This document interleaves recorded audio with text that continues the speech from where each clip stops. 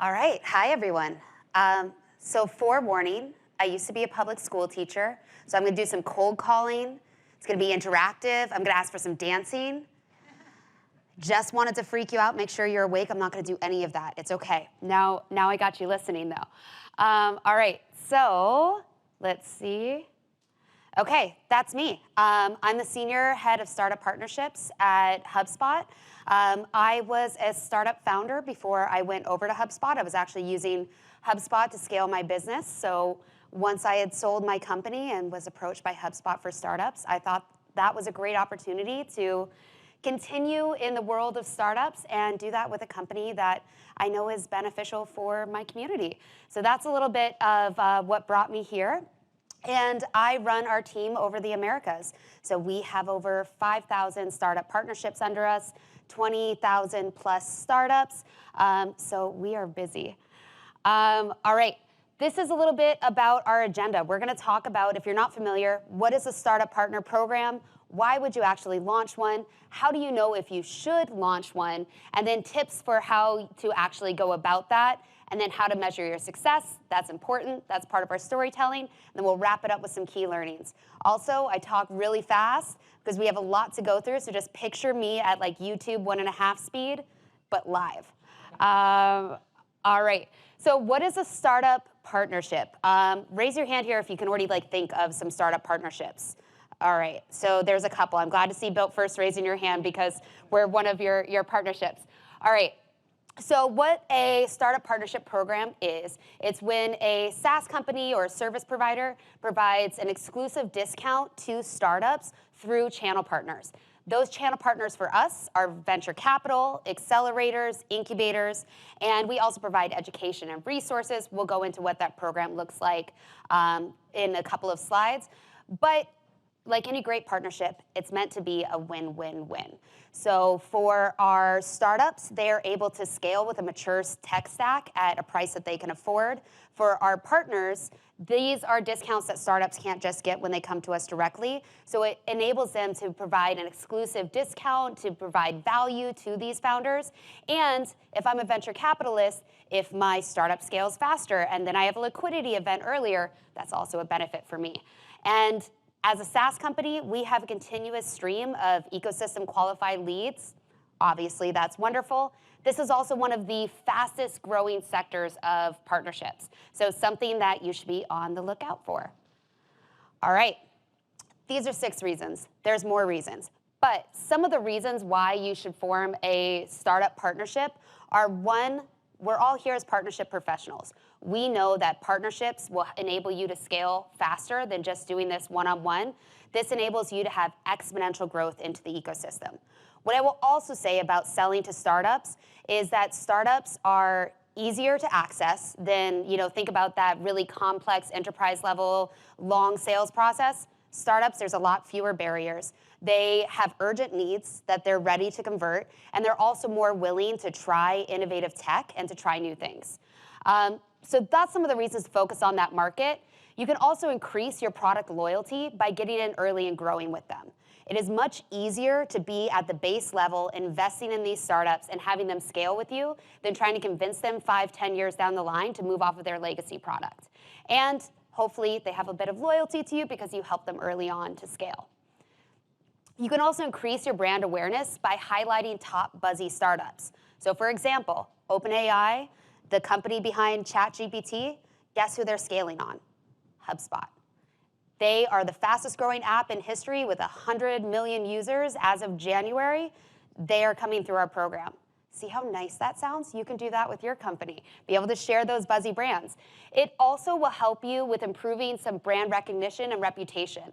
So if you're investing in the startup ecosystem, that builds goodwill with your customers, with your partners.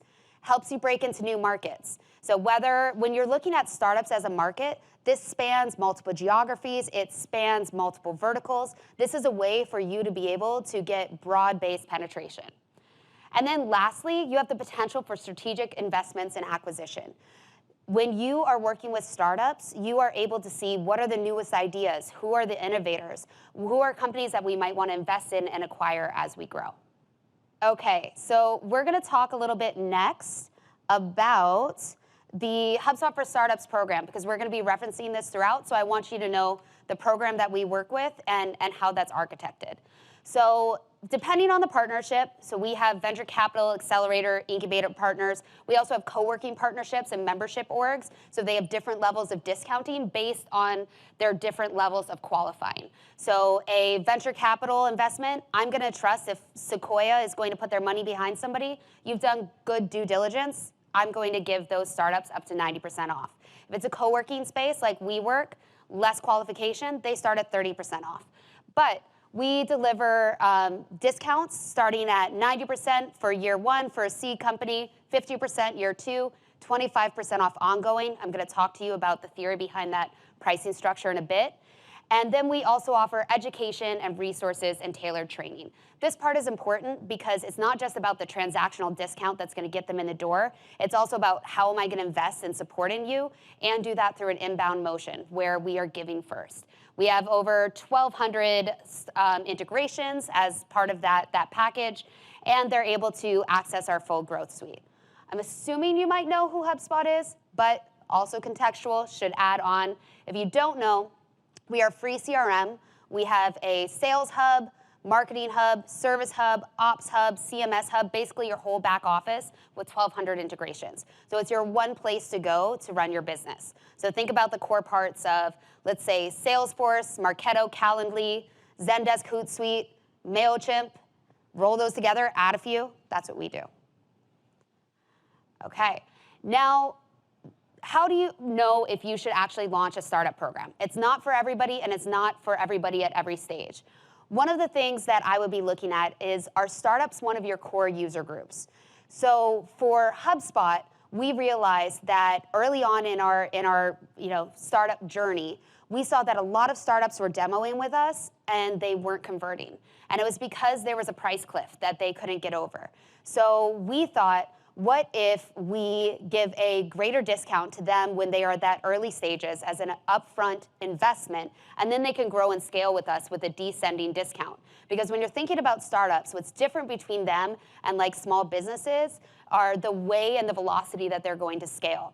I might invest in you today, maybe you can't afford me today, but if you get your Series A funding next year, you certainly can. So we decided to double down on that market.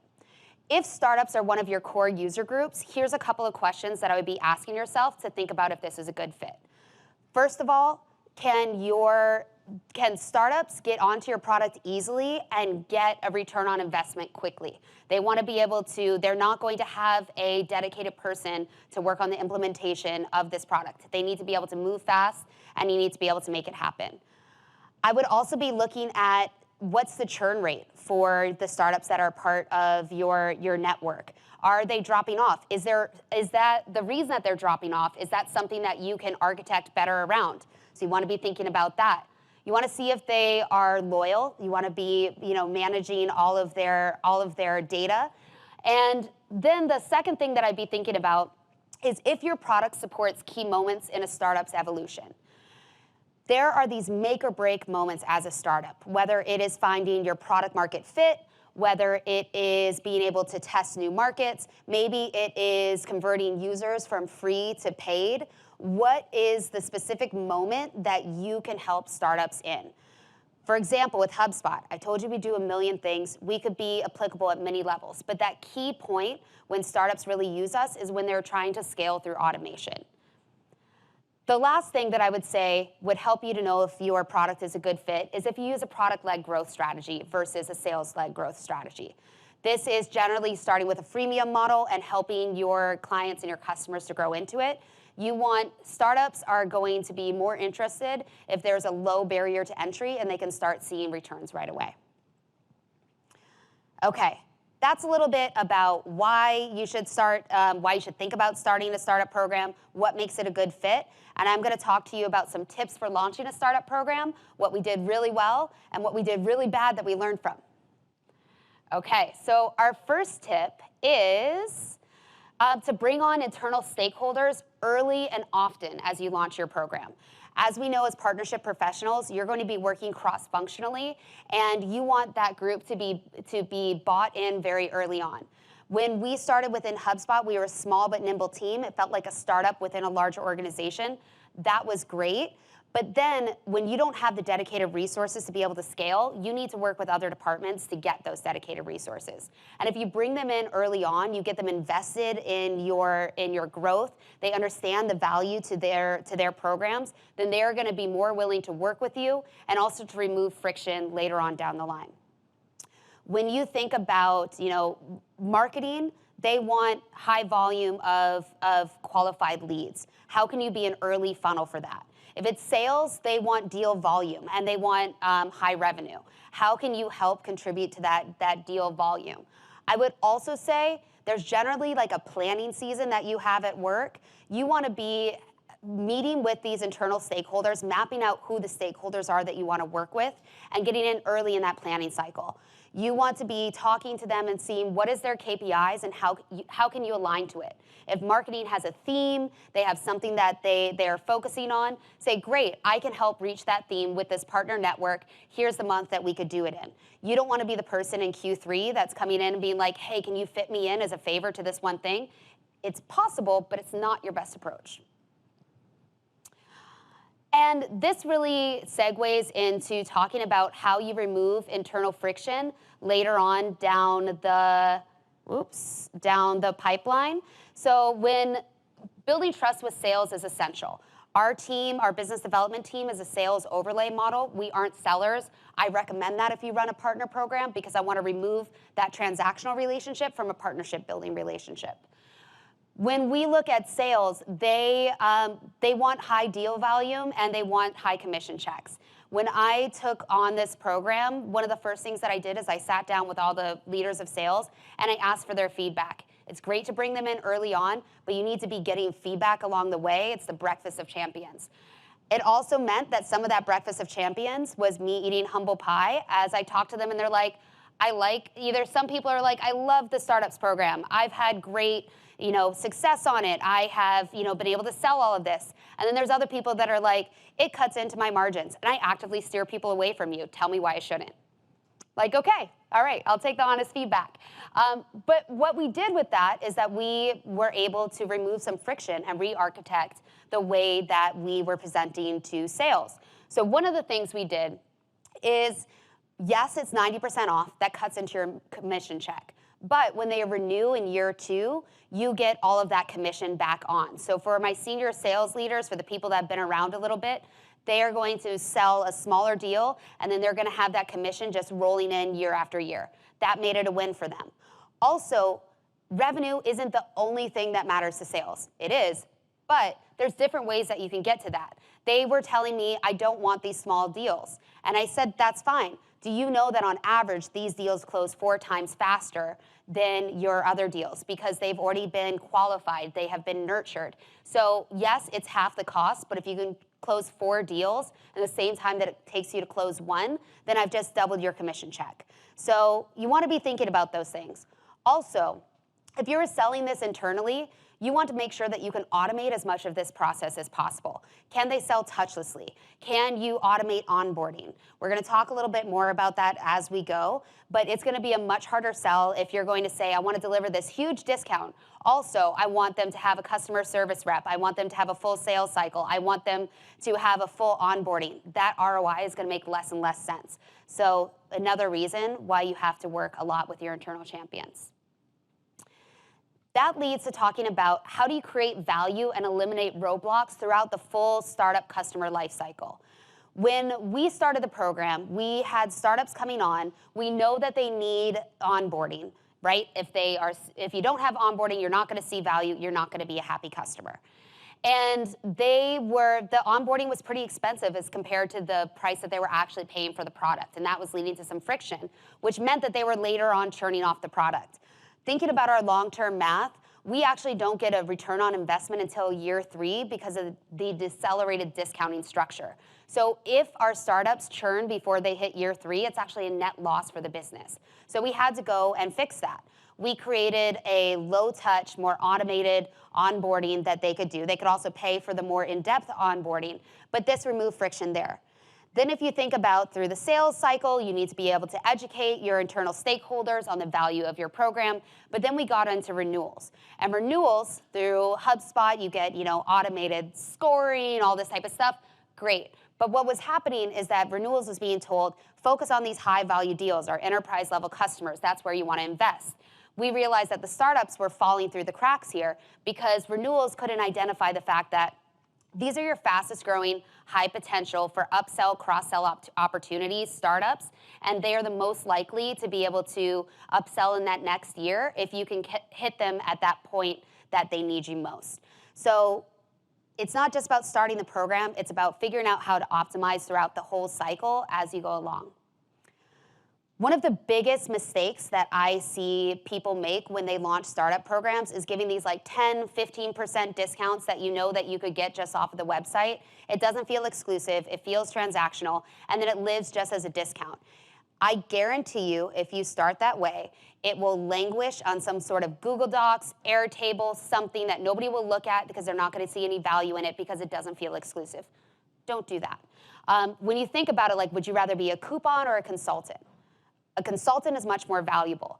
That's why with the HubSpot for Startups program, we are delivering education and value. Whether or not you are a customer of HubSpot at that moment, we can look at founders and say, okay, a lot of these founders, highly technical people, maybe don't have a formal background in sales or marketing or SEO. We take our industry expertise and then we'll deliver sessions on not just like how do you get started on HubSpot, that's great, we have content for that, but more so, where do you start with an SEO strategy as a founder? What is applicable advice to that? And you go in as that early helper, so that way they will start with you on the free and then they'll grow with you into the paid. You also want to personalize your messaging for every community and lead with data. A lot of people ask me, we have 5,000 partners. Do you know how hard it is to get near 5,000 VCs to want to work with you? Not easy. So we spent a lot of time thinking about how do we enhance that value proposition, how do you get their interest, and how do you get them in the door? Because for a lot of the people that you're working with in a startup program, they might not necessarily have a person that is that this is their job to manage these partnerships. So we're going to talk a little bit later about community marketplaces that are going to help you to do that if they don't have a person that is dedicated. However, when you're going into these communities, here's some things that I would do. If I'm talking to a VC, I am thinking how many of their current portfolio are using HubSpot. And if I can go in and say a third of your portfolio companies are already using HubSpot, on average they could get a $20K discount, which would enable them to scale faster with lower overhead, but they're missing out on that because you're not a partner. Or I can go in and I can say, look, we have helped 15 of your founders save 20K. Do the math on that. I'm not off the top of my head. Somebody with a calculator can do that. But you can go in and say, we've saved you over $600,000 in software for your founders, and we provided this education and upskilling. You can also go in and say, look, we are, to use two of our wonderful partners and pit them against each other, we could say for Sequoia, we have delivered over $1 million in discounts. And Andreessen, we've only delivered 600K. There's a gap here. We've had several of your founders apply and pay full price. That's so unnecessary. Let's talk about how we can go deeper. One thing that I would say is really important is to have a founder-first mentality and being willing to give first. Founders are your core group of constituents between these two. If your founders are happy, your partners are happy. So make sure that that is the key point of what you're doing and be ready to give first. Be ready to provide benefit, because eventually if you're in these partnerships where you are figuring out how do I be beneficial again and again, they're going to start coming back to you and saying, well, what could I do for you? How can we do more? Bring their startup stories to you. Say, oh, I just met with this startup. We did office hours. This is something that came up for them that was high value, and make it personal. Also, you want to be thinking about how you can create value beyond just the discount. When we have partners that come to us, maybe it's a new POC, maybe it's a new partner, think about what are the things that they're trying to solve for. When we have a new POC, we can talk to them and say, look, we have over 5,000 partners. I can tell you what works well in managing these partnerships. I can tell you what doesn't go so well. I can talk to you about how they roll it out. Maybe that partner is looking to expand their brand. Can you bring them in as a judge on a pitch competition? Could you do a webinar together? Maybe it is helping their startups to be able to highlight themselves as part of a case study, or, we just launched a docuseries, Spiraling Up, in conjunction with LinkedIn. We have so many of our top founders and startups that are featured in that documentary, and that's a value to your VC connections. So you want to think about what are the multiple ways that you can align with them beyond just that transactional piece. This is where the partnerships really get going. You want to make sure that you tailor your messaging to startups. Ideally, when you're thinking about, if you're going through this process and you're saying, okay, I have a lot of startups that are part of my network, I want to be able to deliver value, you also want to make sure that these startups don't have really bespoke needs and need high levels of customization, because that's not going to really work for you. It's not going to generate the ROI that you want. You shouldn't need to tailor your messaging that much, but you do need to go through your onboarding, your sales process, your renewals, and make sure that the messaging that you're using is actually going to speak to startups, because regardless, as a customer, you want to feel special. You want to feel unique. You want to feel seen and heard, and it just requires tweaking some templates to do that.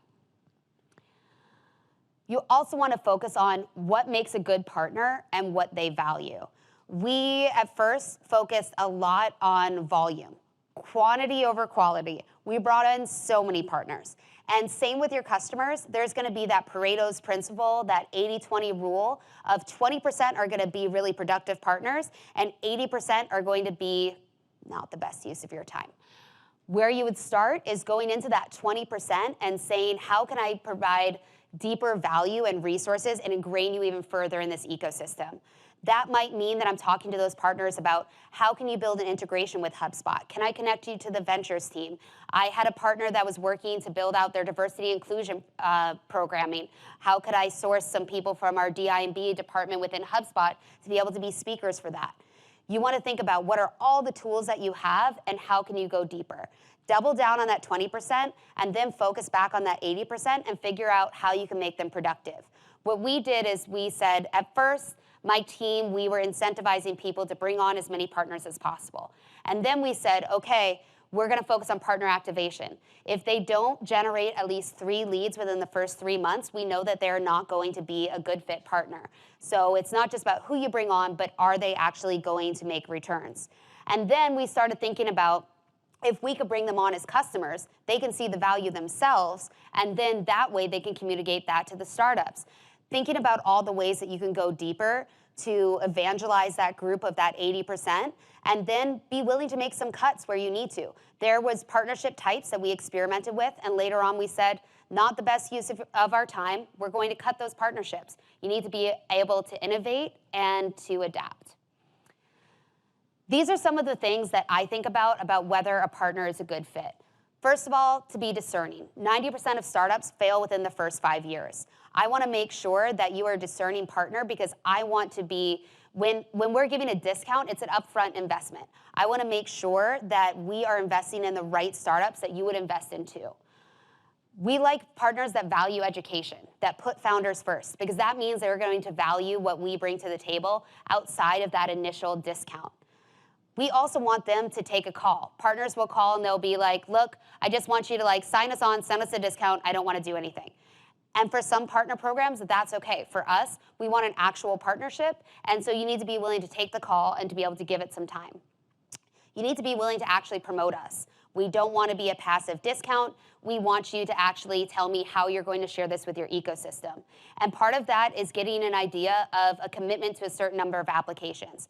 If you aren't generating any applications to us, that means you haven't shared out the information. It's either not a good fit for your community, and it's wasting time and resources. So let's just save ourselves up front and not do any of that unless you're willing to know what makes a good partnership on both sides. One of my favorite things in launching these partnerships is getting KPI alignment. And that means that when I'm on a call with a partner, it's not just about, hey, let me pitch you why a startup partnership is a good idea. I want to know what are your KPIs and goals? Because if I can help you reach them through this partnership, then I become valuable to you. Otherwise, I just become optional to you. And for some of my partners, I can think of one that they said, look, it's all about sponsorship dollars. It's all about being able to bring in those dollars. I said, okay, I get that. You have a goal that you need to reach. At that time, I had absolutely no budget for sponsorship dollars, still wasn't giving up. And I asked them, do in-kind sponsorships count towards your overall number? They're like, I don't know, let's see. So they went back and they said, actually, in-kind would count. And then I got them onto HubSpot. And I was able to give them $20,000 in credits towards that sponsorship amount. And then we did like a $5,000 sponsorship commitment. That was our first sponsorship, just so that way they had some actual dollars coming in. We have grown that partnership exponentially. That was with GAN, the Global Accelerator Network, now rebranded as Maro. We have grown that partnership exponentially over the last few years because we've aligned on, he knew that I needed to see qualified applications. I knew that he needed to see sponsorship dollars, and we figured out a way to meet in the middle. It's not just enough to bring on these great partners, you also have to keep them engaged. Whether it is your newsletters, whether it is creating fresh content, make sure that you're still staying top of mind and you're providing value for their founders. Make sure that you help your partners understand which founders should use your solution and when. So founders, when these partners come in, they don't expect them to prioritize you in the same way that you're prioritizing them. Don't make them go through all of your content to figure out what's applicable. Make it easy, make it templatized. And when I talk to them, I try and tell them, yes, HubSpot could be applicable at any level. However, use the free till the wheels fall off. Then start with sales. That's usually where people start first. You can quickly pick up the phone, you can already be going. Then I would move into marketing sooner than you know you need it, because you need to be able to build up that foundation to be able to accelerate your growth. So think about where you can talk to them about your unique value proposition, and you're going to gain authenticity and trust by being able to say it's not right for some startups at some stages. Another tip that I would have is to leverage your community-based marketplaces.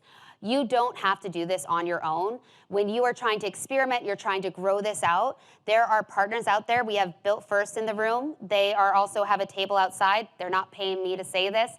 They're just great partners of ours. But you are able to work with partners like them to spin up an app marketplace with all of these associated offers to be able to get deep market penetration a lot quicker. This is how you get quick wins when you're experimenting with a new program. Lastly, track your data. The best thing that you can do is be linked to a revenue goal, because that's how you show your value. I don't care what anybody else says. If you don't hold a revenue goal in a SaaS company, you are a second-class citizen and you will be on the chopping block at some point. Don't be optional, be necessary. We started with activity-based metrics. How many newsletter signups did we have? How many webinar attendees? Things like that, because we didn't yet have that level of attribution. Then we moved into influence QLs. So how many of our leads were coming through the partnership program? Eventually, we also took on revenue attribution. So how many of those leads are resulting in deals? And then we could put a dollar value on what we are bringing in to the business. Which one of these activity metrics are most important will also depend on what department you're living under. If it's sales, marketing, if partnerships is its own department, or if you're your own department. Okay, key takeaways. You can see them up there, but building your internal stakeholders, making sure that alignment, growing with that as you go. You want to be thinking about that whole customer life cycle for that startup founder. You want to make sure that those discounts are sizable, that they're scalable, that it's not just a cliff after year one, that you give them a reason to renew with you. Put your founders first, put your partners first. Find where you can have those win-wins and make sure that you're ready to communicate value outside of the obvious. Leverage your community-based marketplaces and make sure that you're building that internal and external alignment. I hope that that was helpful, and I am open for questions, and this is how you contact me in the program. Thank you. Awesome. Thank you, Kelsey. Any questions for Kelsey? Thank you, Kelsey. That was super informative. I think when you're trying to think about, I'm going back to your prioritization list, which is useful, but how do you end up in like a lopsided value proposition where like maybe you're providing a lot of value and the partner isn't? And how do you kind of prevent that or correct that? Or is that just part of the game and you're gonna have a number of those that you just have to deal with? How do you think about that problem? Good question. I think first it's figuring out what, and the last speaker had some great advice on this as well, is figure out the prototype that's really working, the partnership model that's working, and see where you can duplicate that, see who fits into that and who fits outside of that. And then I think you can refine your value proposition as you go. You're always going to have some lopsided partnerships. Part of it is getting to a point where you know and can communicate your value and you can quantify the value that you've given to them. And I will go on to calls and say, look, we provided X, X, and X value. We haven't seen this back from you. And we need to see this or we are not going to include you in the program anymore. And that means that some partners we've lost, and that's just part of the cost of doing business. But some of them have also come back. They have a new POC, and they're like, why aren't we a part of this? And we're like, well, it didn't work in the past. Let's talk about how we're going to do it differently. One great thing about this program versus the other things that we've been talking about is that this program is much more an aggregation. You show results, right? So you're thinking about, if you said 5,000 partners, is that right? So 5,000 different VCs. You define VCs because I'm sure underneath the startup community is probably much larger. Much larger, right? So if you think about what you're going to be doing from building a partnership program, I think every speaker talked about like what you're trying to accomplish as a company, what you're trying to goal from a goals perspective, and then segmenting that by the different types of partners and communities you go after, right? So Kelsey did an amazing job talking about startups, which is one segment of the types of partners you could go after. And one thing about this that's really important is the aggregation of all these partners versus strategic partners, which may be a few partners you're going to go deep with. This program is much more about how can I go broader with a large community and then abstract from them what I need from a returns perspective and defining that, which Kelsey did an awesome job talking about how she did that for this segment. So awesome to see all the different types of programs. Thank you. Awesome. Thank you, Kelsey.